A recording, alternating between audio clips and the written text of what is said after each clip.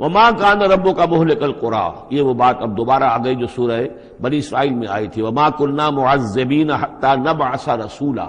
ہم عذاب نہیں بھیجتے رہے ہیں جب تک کہ رسول کی بعثت نہ کر دیں، رسول آئے حق کا حق ہونا واضح کر دے، حق کو مبرہن کر دے، حجت قائم کر دے، پھر عذاب آتا تھا، اگر اس کے باوجود وہ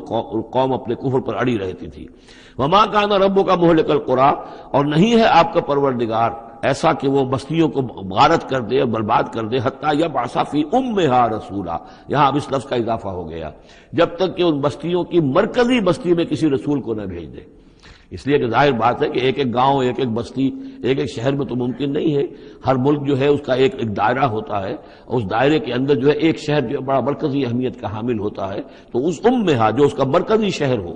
اس کے اندر جب تک ہم رسول کو نہ بھیج دیں، اور رسول کیا کرتا تھا، یتلو علیہم آیاتنا، جو تلاوت کرتا تھا، سناتا تھا انہیں ہماری آیات، وما کنا مہلک القری الا واہلھا ظالمون، اور ہرگز ہم نہیں تھے ان بستیوں کو ہلاک کرنے والے مگر اس بنا پر کہ اس کے رہنے والے، اس میں جو آباد تھے وہ ظالم تھے، گناہگار تھے، مشرک تھے اور کافر تھے۔